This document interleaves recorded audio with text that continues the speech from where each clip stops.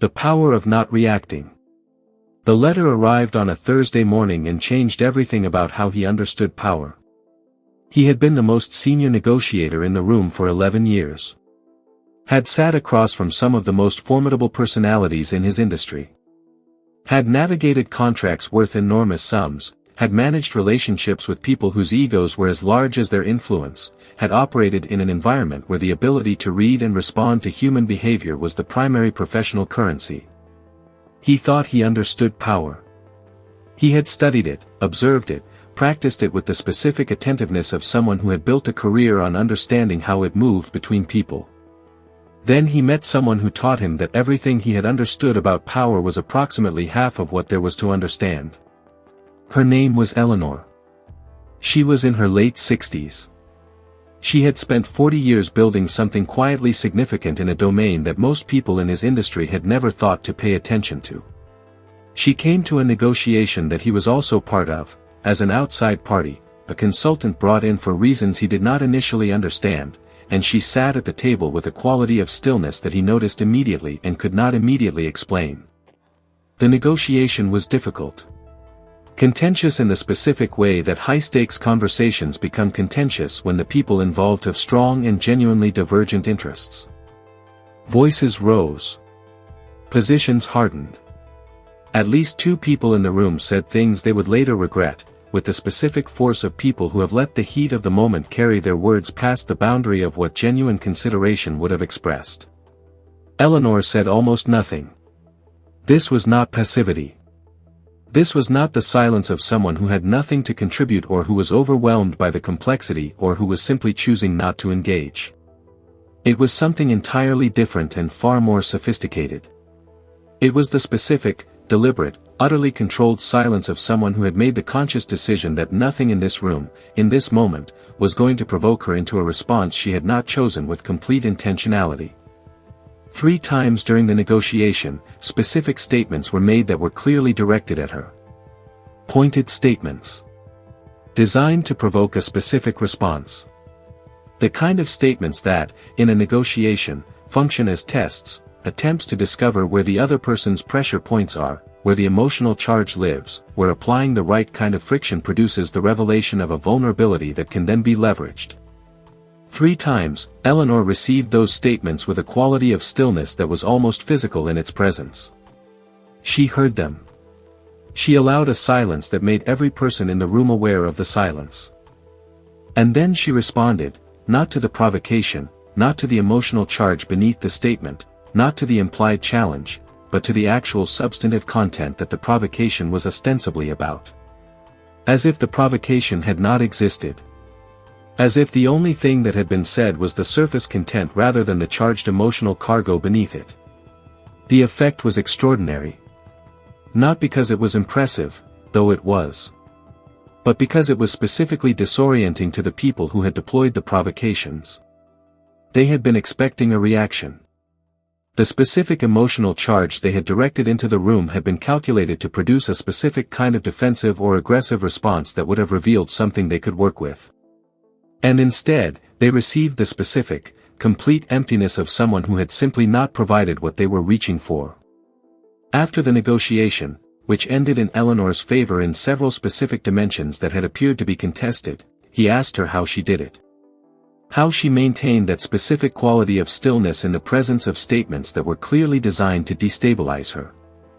She looked at him for a moment with the specific quality of consideration that someone gives a question they have been asked before but that they take seriously enough to answer carefully each time it is posed. She said, "I learned a long time ago that my reaction is the most valuable thing in any room. More valuable than my knowledge. More valuable than my position. More valuable than my preparation. Because my reaction is the one thing that no one else can provide for themselves. They can bring their own knowledge and their own position and their own preparation. They cannot bring my reaction. Only I can give them that. And I decided that I was going to be very, very careful about who I gave it to and what I required of the situation before I offered it." He sat with this for a long time. Then he asked, "What made you decide this?" She said, I wasted 30 years giving my reactions away for free to anyone who knew where to reach for them. I watched what it cost me. And eventually the cost was clear enough that the decision was easy. He left that conversation different from how he had entered it. Not with a technique. With an understanding. The specific, philosophical, completely practical understanding that changed not just how he negotiated but how he moved through every environment and every relationship and every circumstance that contained the specific invitation to react. The invitation that is everywhere. That is extended constantly. By every person who has learned, consciously or not, that your reaction is a resource they can access if they push in the right places. The invitation to give away the most valuable thing you own. This is what we are exploring today. The complete, philosophically grounded, practically applicable understanding of one of the most sophisticated and most transformative capacities available to any human being who is genuinely willing to build it. The power of not reacting. This is Stoic Ascension. Subscribe to this channel right now and turn on your notifications because every single video here is built for this exact depth and this exact quality of genuine philosophical engagement. The kind that changes not just how you behave in specific situations but who you fundamentally are in every situation. What comes after this builds directly on everything you are about to hear. Do not miss what is coming. What not reacting actually means, the most important clarification available. Before everything else, this distinction must be made with complete precision. Because the misunderstanding of it produces the specific failure that most people experience when they first encounter the idea of not reacting and try to apply it. Not reacting does not mean not feeling. It does not mean the suppression or denial of genuine emotional experience. It does not mean the performance of a robotic absence of inner life. It does not mean that what happens in the room or in the relationship or in the circumstance produces no interior response. Things will produce interior responses. They will always produce interior responses. The criticism will land somewhere. The provocation will touch something. The loss will be genuinely felt. The difficulty will be genuinely experienced. The injustice will produce genuine anger. The disappointment will produce genuine hurt. These are not failures of the practice. They are evidence that you are a genuine human being with a genuine interior. Not reacting means something entirely more sophisticated than the absence of interior response. It means the space between the interior response and the exterior expression is genuinely yours. Is governed by you rather than by the stimulus that produced the interior response. Is inhabited by your deliberate judgment about whether and how to respond rather than by the automatic, unconsidered, impulse-driven behavior that the interior response would produce if left unmediated. The person who does not react is not the person who feels nothing. They are the person whose feeling does not automatically produce behavior. Whose interior experience and exterior expression are separated by the specific, practiced, genuinely difficult space of deliberate choice. This space, the space between what happens and what you do about it, is where the entire power of not reacting lies. It is the space that Eleanor had developed into something formidable over 4 decades of deliberate practice. The space that the Stoics identified as the location of all genuine human freedom. The space that Viktor Frankl described from inside the most devastating circumstances available to a human being as the last and inalienable human freedom, the freedom to choose one's response to any given circumstance. It is a space that is genuinely available to every human being. And it is a space that most people have never learned to inhabit genuinely. That most people collapse, automatically and without awareness, in the moment the interior response arrives. That most people have never been taught is theirs to inhabit, genuinely and deliberately, in every situation that produces an interior response strong enough to produce behavior. Building the capacity to inhabit this space, genuinely, reliably, under increasing pressure and in increasingly difficult circumstances, is what the practice of not reacting is actually building. Not the absence of inner life. The deliberate governance of the relationship between inner life and outer expression. This is the practice. And this is the power. The Stoic philosophical foundation, why this matters at the deepest level.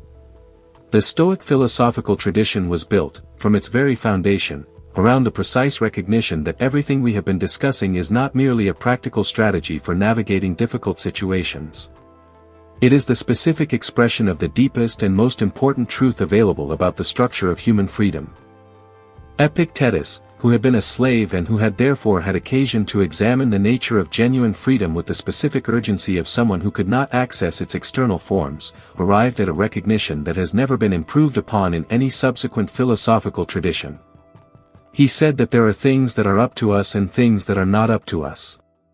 What is up to us? Our judgments, our intentions, our desires, our responses. What is not up to us? Everything external, including what other people do, what circumstances produce, what the world delivers.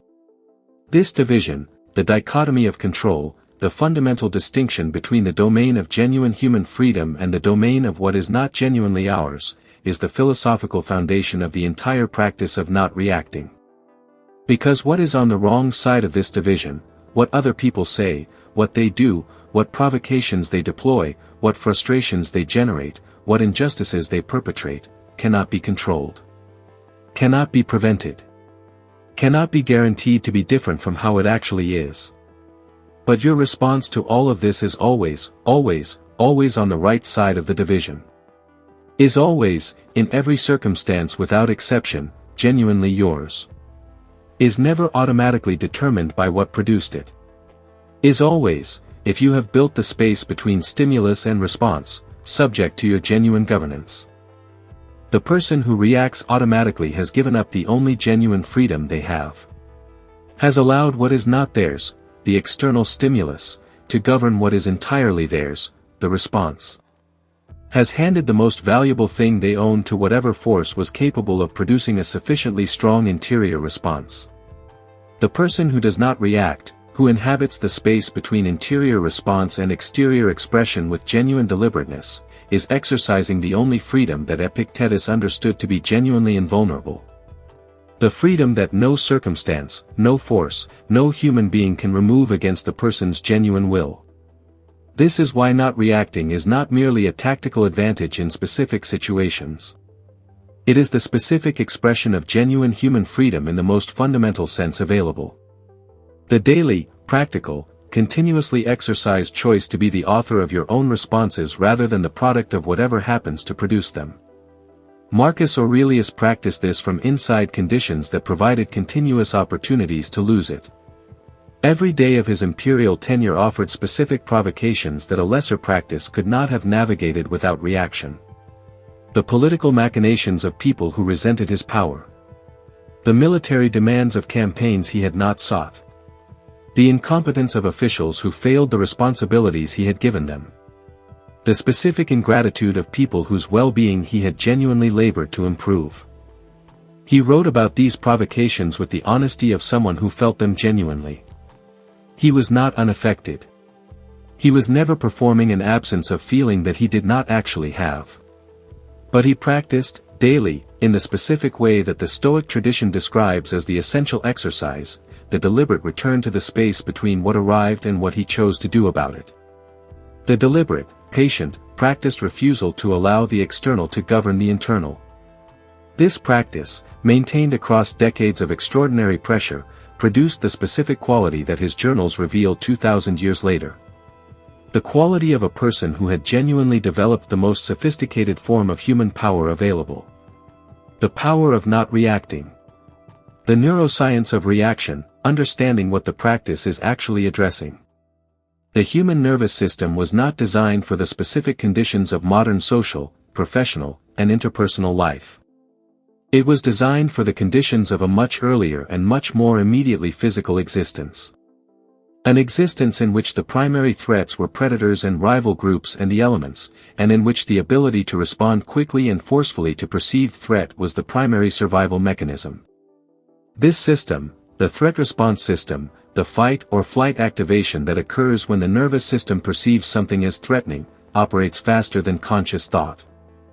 By the time the conscious mind has registered that a threatening stimulus has arrived, the nervous system has already begun activating the physiological response. The heart rate has already started increasing. The muscles have already started tensing. The specific hormonal cascade that prepares the body for rapid physical action has already been initiated. In a world where the primary threats were physical and immediate, this speed was essential. The fraction of a second gained by the automatic threat response was the fraction of a second that meant survival or its absence. In the modern world, where the primary threats are social, professional, and interpersonal rather than physical and immediate, this same speed is almost always counterproductive.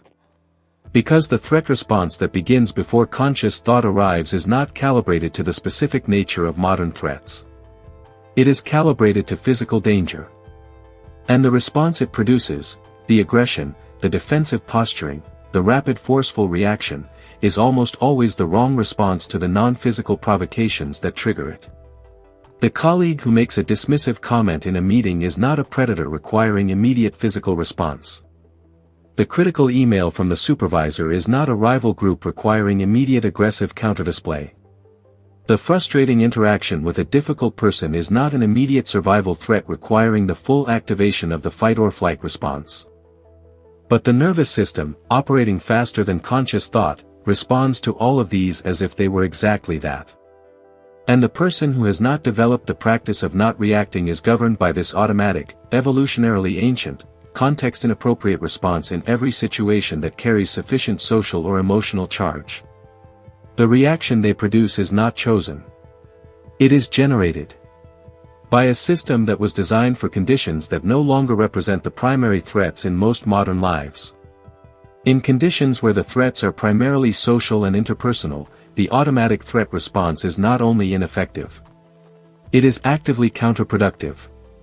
It produces exactly the behavior, the visible emotional charge, the defensive posturing, the impulsive expression, that the social and professional environment will most reliably use against the person expressing it. The practice of not reacting is the practice of inserting genuine conscious governance between this automatic threat response and the behavior it would otherwise generate. Not suppressing the activation, the physiological response is largely automatic and largely outside direct conscious control. But creating the specific space in which the conscious, deliberate, values-aligned choice can arrive before the automatic response has translated itself into behavior. This is not easy. The speed of the automatic response is real. The physiological activation that it produces is real. The pull toward the expression of the response is powerful and immediate and supported by the full force of a nervous system that believes, in the moment of activation, that rapid forceful reaction is the appropriate response to the perceived threat. Building the capacity to resist this pull, to genuinely inhabit the space between activation and expression rather than collapsing it automatically, requires the specific, consistent, deliberately practiced training that converts the effortful override of the automatic into the increasingly natural delay of the deliberate. This takes time. This is the honest and important truth. The first time you attempt to not react in a genuine moment of genuine activation, the space you can create is small. The automatic response has a head start. The deliberate governance arrives late and partially. The expression is somewhat moderated but not fully chosen. With practice, the space grows. The deliberate governance arrives earlier. The choice that inhabits the space becomes more genuinely chosen and less partially automatic. The capacity to not react becomes, over time and through consistent practice, not the effortful override of the automatic but the natural and increasingly available alternative to it. Eleanor had 40 years of practice. The stillness at the negotiating table was not the absence of interior response. It was the complete, thoroughly practiced, fully available space between the interior response and any exterior expression. A space so well developed that it was genuinely inhabited rather than merely attempted. She had built it through 40 years of the specific, daily, unglamorous practice of returning to the space rather than collapsing it. Of choosing, in each available moment, the deliberate over the automatic. The governed over the reactive. The chosen over the generated. This is the practice. And this is what consistent practice produces. The 7 domains where the power of not reacting transforms everything. The practice of not reacting does not manifest in a single domain of life. It transforms, with specific and observable effects, every dimension of experience where human beings interact with each other and with circumstances that carry emotional charge. Understanding these transformations specifically is both motivating and practically useful. It makes the practice feel real rather than merely philosophical. The domain of interpersonal conflict. Conflict is the most immediately obvious domain where the power of not reacting produces its most visible effects. And it is the domain where the untrained automatic response is most consistently and most catastrophically counterproductive. Every significant interpersonal conflict that has ever escalated beyond the point of genuine resolution has been escalated by reaction. By one or both parties allowing the automatic threat response to generate the behavior that the other party then reacts to, generating the behavior that the first party then reacts to, in the specific, well-documented, tragically unnecessary escalation pattern that genuine not reacting could interrupt at any point but that automatic reacting perpetuates indefinitely. The person who can genuinely not react in the presence of genuine conflict has access to something that most people in most conflicts never have. The specific, clear-eyed perception of what is actually happening in the conflict rather than what the reactive state makes it appear to be happening. Because genuine conflict, perceived from inside the reactive state, is always perceived at maximum threat level. The other person's position is always more absolute than it actually is. Their aggression is always more personal than it actually is. Their unwillingness to understand is always more fundamental than it actually is. The reactive state inflates every dimension of the threat and deflates every dimension of the possibility. The genuinely non-reactive person perceives the same conflict with an accuracy that the reactive state makes impossible. They can see, in the specific behavior of the other person, not just the surface provocation but the need or the fear or the genuine concern that the provocation is carrying. They can distinguish between what is being said and what is actually meant. They can identify the specific points of genuine disagreement and the specific points where the disagreement is more apparent than real. They can see the path toward genuine resolution that the reactive state would have prevented them from finding. And they can express themselves in the conflict with the specificity and the honesty that genuine resolution requires rather than the defensiveness and the force that the reactive state would generate. They can say the true thing rather than the reactive thing. The useful thing rather than the emotionally satisfying thing. The thing that serves the resolution rather than the thing that serves the reaction. This capacity, to be genuinely non-reactive in the presence of genuine conflict, is among the most valuable interpersonal capacities available to a human being. And it is developed through exactly the practice we are describing. The domain of criticism and feedback. How you receive criticism is among the most consequential and most consistently under-examined aspects of your professional and personal development. Because the quality of your reception of criticism determines the quality of your access to the information that criticism contains. And the quality of your access to the information that criticism contains determines the rate of your genuine development. The reactive person receives criticism in the specific way that the automatic threat response produces. As an attack requiring defense. As a threat requiring counter-display.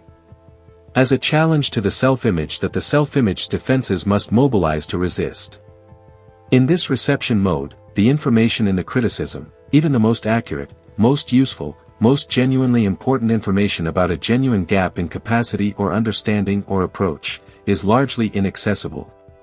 Because the defensive mobilization that the reactive reception produces is specifically designed to reject the criticism rather than to receive it. To find the flaws in the critic's position rather than the accuracy in the critic's observation. To generate the counter-argument rather than extract the genuine learning. The non-reactive person receives criticism differently. Not with pleasure. Accurate criticism of genuine limitations is not pleasant regardless of the interior architecture of the person receiving it. But with the specific, practiced capacity to separate the information from the delivery. To extract what is accurate and useful from what is style or aggression or the critic's own limitations. To receive the genuine signal without being captured by the specific noise that surrounds it in every real critical communication. This capacity transforms the rate of genuine development. Because the person who can receive criticism non-reactively has access to information that the reactive person consistently rejects. They can learn from experiences that the reactive person only defends against. They can update their understanding in ways that the reactive person, defending their current understanding against every challenge, cannot. Eleanor understood this. The 40 years of practice in not reacting had produced a genuinely extraordinary capacity to receive criticism, even the specifically directed, strategic kind that the negotiating table provides, and to extract from it whatever information it genuinely contained while completely declining to provide the reactive response it was specifically designed to provoke. The domain of provocation and manipulation. Human social environments contain people who are, with varying degrees of consciousness and varying degrees of malice, attempting to access your reactive state for their own purposes. Sometimes this is conscious and strategic, the deliberate deployment of specific provocations to produce specific reactions that serve the provocateur's interests. The negotiating tactic that attempts to unsettle the opponent's clarity. The interpersonal manipulation that uses emotional charge to gain compliance or advantage or control. The political maneuvering that creates division by provoking tribal reactions. Sometimes it is unconscious and habitual, the person who has learned, without full awareness, that expressing their own reactive states in specific ways produces specific reactions from others that temporarily relieve the discomfort of their own activation. The chronic venter who discovers that directed anger provokes defensive responses that briefly satisfy the need for control. The habitual critic who has learned that targeted criticism produces the defensive responses that temporarily elevate their own sense of competence. In both cases, conscious and unconscious, the mechanism that is being exploited is the automatic reactive state. And the person who has developed genuine not reacting has specifically closed this avenue of exploitation. You cannot be manipulated through your reactive state if your reactive state does not automatically produce behavior. If the space between your interior response and your exterior expression is genuinely inhabited by your deliberate judgment, the manipulator's tool is removed. Not the interior response, that may still occur. But the automatic behavioral expression of the interior response that the manipulation was designed to exploit. This is among the most practically powerful effects of the not reacting practice. The specific immunity to manipulation that the space between response and expression provides. Not because nothing can produce an interior response, but because the interior response, no longer automatically generating behavior, cannot be used as leverage by anyone who knows how to produce it. The domain of professional presence and influence. In every professional environment, the quality of presence that you command, the specific weight that your contributions carry, the degree to which your assessments are taken seriously, the authority that attaches to your expressed positions, is determined by more factors than technical competence. Among the most significant is the specific quality of your emotional governance in high-stakes moments. The quality that Eleanor demonstrated at the negotiating table. The quality of someone who is not moved by what most people are moved by.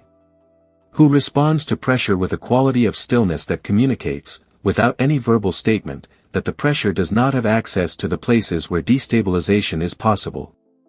This quality commands a specific kind of professional respect that is distinct from the respect produced by competence or position. It is the respect produced by the visible, demonstrated evidence that this person has access to a quality of interior governance that most people do not have. That they are, in the most immediately observable sense, not governable from outside.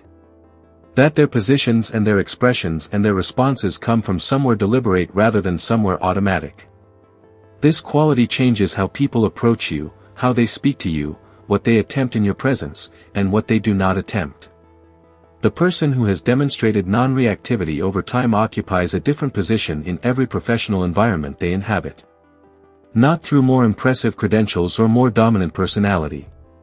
Through the specific, accumulated evidence that they are genuinely ungovernable from outside. This is genuine professional power. Not the performed power of dominance or aggression. The actual, structural, consistently demonstrated power of the person whose responses are always chosen rather than generated. The domain of decision-making. The quality of decisions made from inside the reactive state is consistently and demonstrably lower than the quality of decisions made from outside it. This is not a philosophical claim. It is a well-documented empirical finding that has been confirmed across decades of research in behavioral economics, cognitive psychology, and organizational behavior. The reactive state narrows attention. It focuses cognitive resources on the specific threat that triggered the activation and away from the broader context in which the decision is being made. It increases risk aversion in some domains while decreasing it in others in ways that are not calibrated to the actual risk landscape. It shortens the time horizon of consideration. The reactive state is specifically oriented toward immediate threat management, not toward the longer-term consequences that most significant decisions require evaluation against. The person making significant decisions from inside the reactive state is making them with impaired cognitive function, narrowed attention, shortened time horizons, and risk calibration that is oriented toward a threat that is probably not the most important factor in the decision. The non-reactive person making the same decision has access to the full cognitive function that the reactive state is impairing. Broader attention. Longer time horizons. More accurate risk calibration. The specific, nuanced consideration of multiple factors that most significant decisions actually require. The difference in the quality of decisions produced by these two states is not small. It is systematic and substantial. And across a life of decision-making, the cumulative effect of consistently making better decisions because the decisions are made from outside the reactive state rather than from inside it is among the most significant long-term benefits of the not reacting practice. The domain of relationships. Genuine human connection, the specific, deep, mutually enriching quality of relationship that constitutes one of the most fundamental sources of genuine human flourishing, is among the most consistently damaged casualties of automatic reactive behavior. Most significant relationship damage is done in moments of genuine emotional activation. The reactive state, engaged in a relationship context, produces specifically the behaviors that damage relationships most effectively. The expressed aggression that cannot be unsaid. The withdrawal that communicates abandonment to the person witnessing it. The defensive posturing that prevents genuine communication. The specific emotional expression that reveals vulnerability in the worst possible way, not as the intentional, considered, trust-building vulnerability of genuine intimacy, but as the defensive, uncontrolled, reactively generated exposure of the places where the person can be most deeply reached. The non-reactive person in a relationship is not colder or more distant than the reactive person. They are more genuinely available. Because the space between interior response and exterior expression allows them to choose how to express what they feel rather than being governed by the automatic expression of the reactive state. Allows them to be vulnerable deliberately, to offer the genuine interior experience with the specific intentionality that makes vulnerability connection building rather than exposure creating. Allows them to hear the other person's communication from a place of genuine reception rather than from inside the defensive mobilization that the reactive state produces. The relationships available to the non-reactive person are, over time, genuinely different from the relationships available to the reactive person. Not because they experience less or feel less. Because what they experience and feel is expressed from a place of genuine choice rather than automatic generation. And genuine choice, applied to what is most important in the most important relationships, produces the specific quality of connection that automatic reactivity consistently prevents. The domain of your own interior experience. Perhaps the most underexamined and most genuinely transformative domain of the not reacting practice is the domain of the interior experience of the person practicing it. The reactive person lives in a specific kind of interior weather. The continuous activation and deactivation of the threat response system. The physiological costs of the activation, the cortisol, the cardiovascular strain, the immune system disruption, the sleep disruption, that chronic reactivity imposes on the body that houses the reactive mind. The specific quality of interior experience that chronic reactivity produces, the chronic low-grade alert, the inability to fully settle, the specific exhaustion of a nervous system that is spending too much time in activation. The non-reactive person's interior is different. Not because nothing produces interior responses, but because the interior responses do not automatically cascade into the full physiological activation that reaction requires. The space between response and expression is also the space between activation and escalation. And the consistent inhabiting of that space, the consistent choosing of the deliberate over the automatic, produces, over time, a genuinely different physiological baseline. Lower chronic cortisol. Better sleep. Stronger immune function. The specific, measurable, physiologically real difference between the chronic reactivity of the untrained nervous system and the practiced equanimity of the genuinely trained one. This is not a side benefit of the practice. It is one of the primary reasons the practice matters. The non-reactive person does not just navigate the world more effectively. They experience the interior of their own life more genuinely peacefully. With less of the specific, ongoing, physiologically costly turbulence that automatic reactivity continuously generates.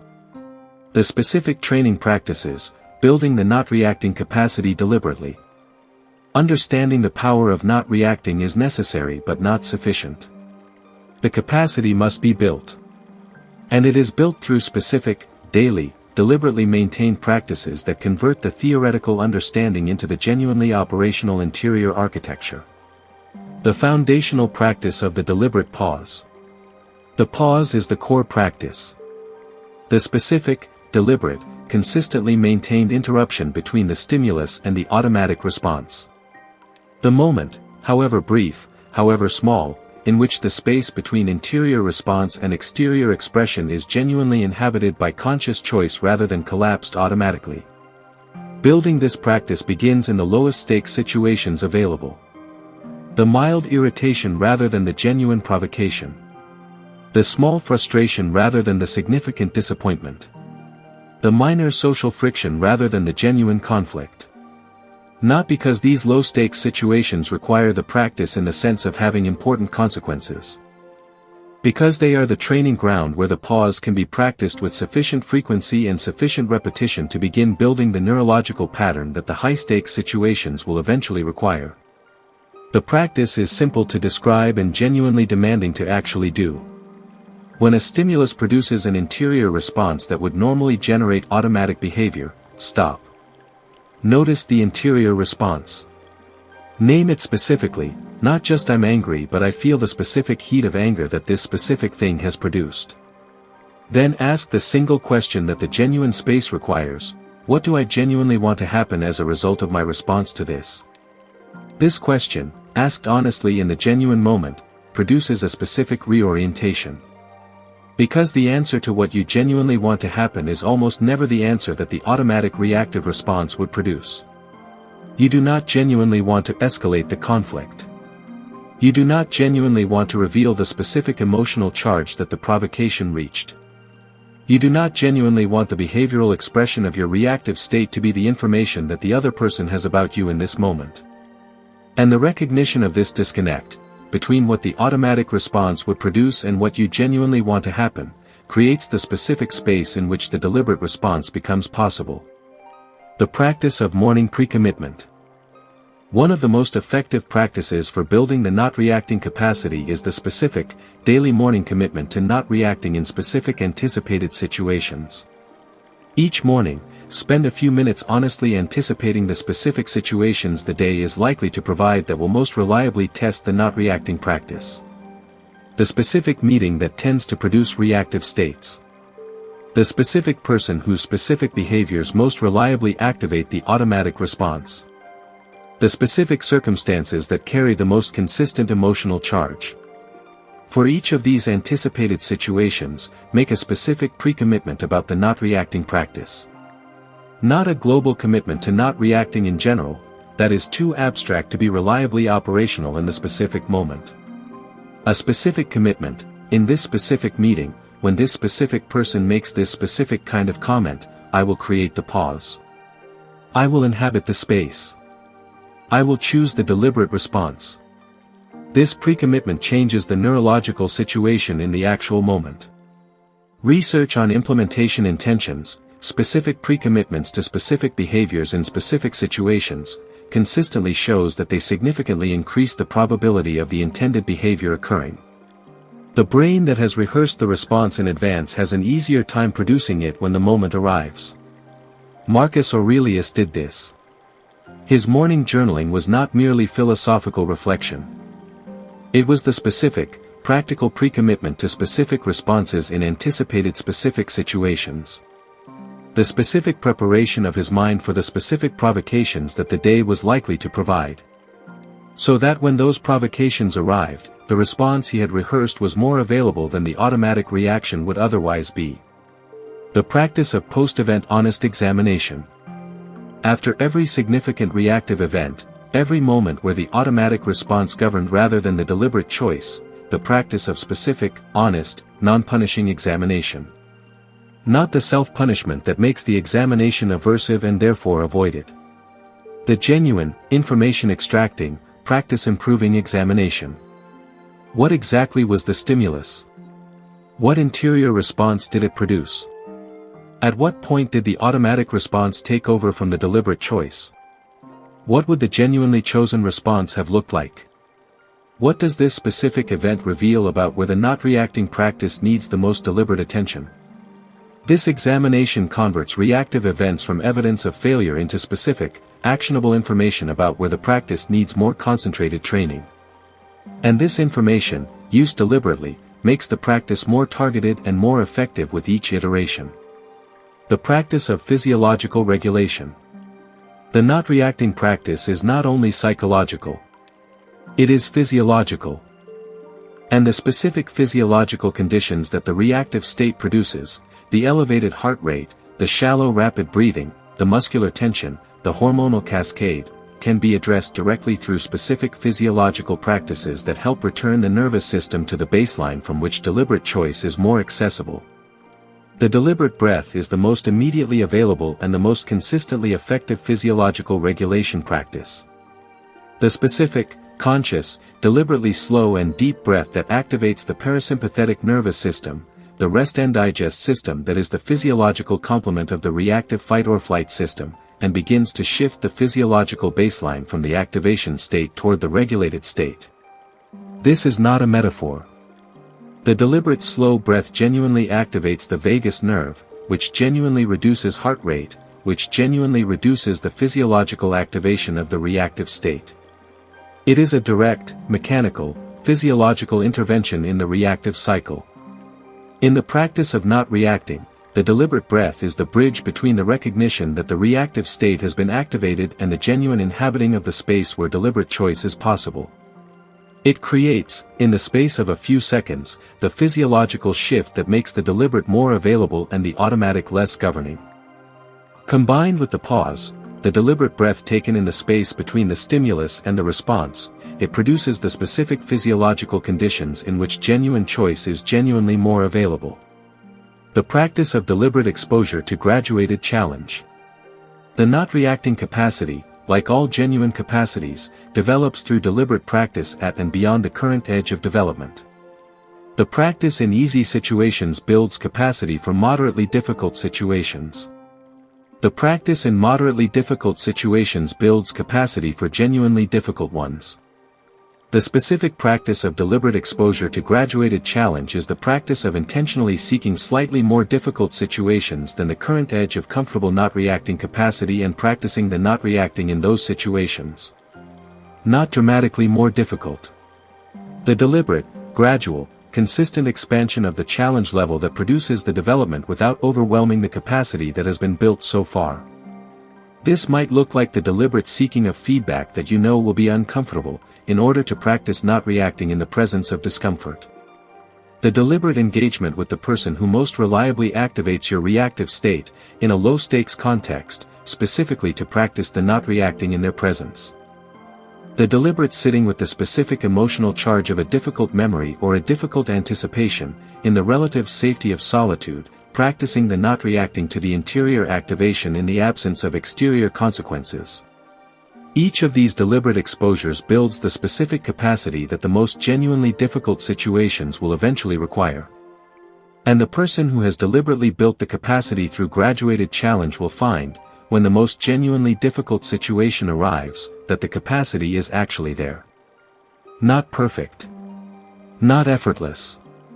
But genuine. Built. Actually available. Eleanor built this across 40 years. Lawrence observed the fully built capacity at the negotiating table without witnessing any of the 40 years of graduated challenge through which it was built. That is how built capacity appears from the outside, as natural, effortless, almost inhuman in its completeness. Because what is built through long practice appears, to those who have not done the building, as given rather than constructed. It was not given. It was constructed. Through exactly the kind of deliberate, graduated, consistently maintained practice we are describing.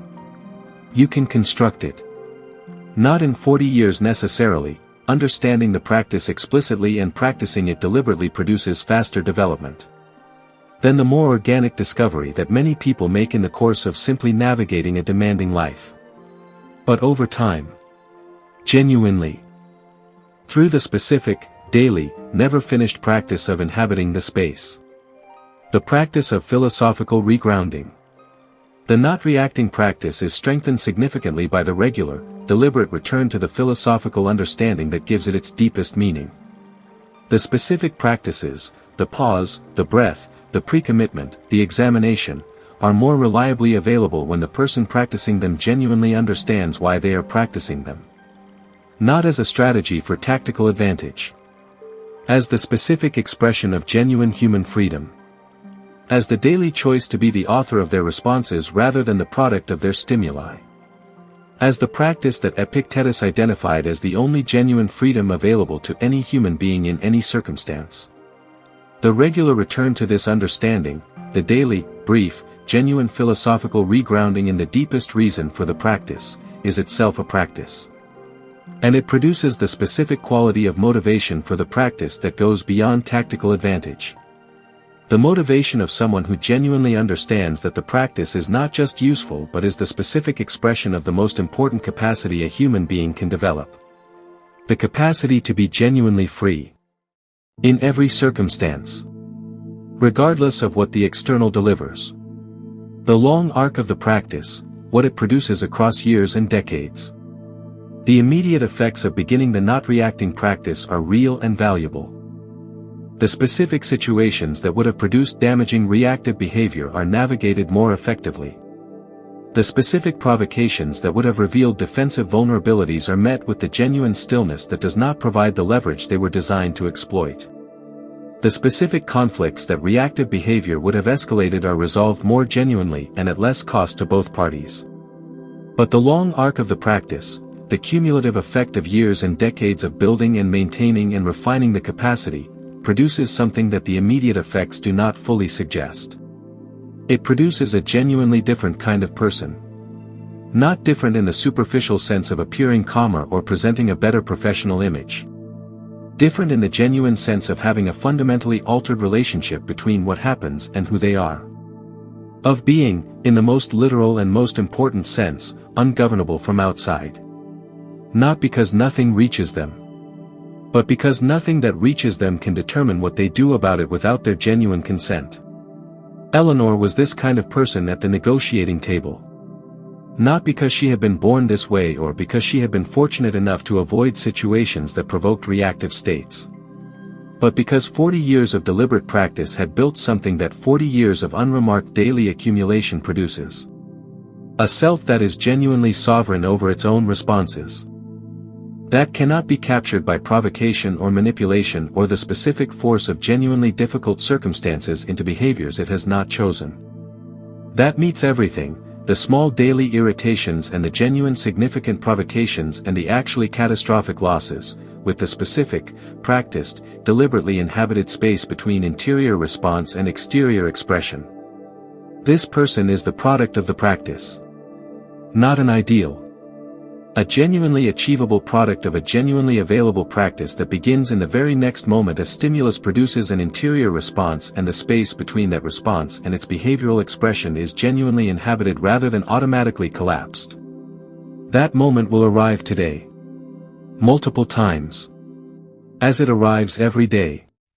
In the small irritations and the moderate frustrations and the specific situations that carry enough emotional charge to test whatever not reacting capacity has been developed. In each of those moments, the practice is available. The space is available. The choice to inhabit it rather than collapse it is available. This is where the power of not reacting is built. One inhabited space at a time. One genuinely chosen response at a time. One moment after another of the specific, daily, unglamorous, completely transformative choice to be the author of your response rather than the product of your stimulus. Lawrence carries Eleanor's words with him. The most valuable thing in any room is your reaction. Be very careful about who you give it to and what you require of the situation before you offer it. He practices this. Not perfectly. With the specific, genuine, consistently renewed commitment of someone who has seen what the practice produces and who understands that the production of it requires the practice. You have seen it now too. Subscribe to Stoic Ascension right now. Turn on your notifications. Every single video on this channel is built for exactly this depth of genuine philosophical understanding and exactly this level of practically applicable instruction. The kind that produces not just useful ideas but genuinely transformed interior architecture. The kind that Eleanor built over 40 years and that you now have the specific advantage of understanding explicitly rather than only through the organic discovery of experience. What comes after this builds directly on everything you just heard. Every video goes deeper. Every video takes the practice further into the complete understanding of what genuine interior freedom actually requires and actually produces. Eleanor sat at the negotiating table and said almost nothing. And changed everything. Not through force. Through the power of what she did not give. Your reaction is the most valuable thing you own. Be very careful about who you give it to. The practice of not reacting begins in the next moment a stimulus arrives and the space between it and your response is genuinely yours to inhabit. Inhabit it.